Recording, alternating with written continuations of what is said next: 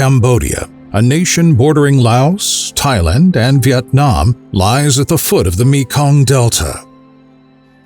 Established more than 1,000 years ago, the Angkor Empire inhabited these same rivers and basins, pioneering agricultural techniques that would feed one of the largest populations of the pre-industrial world.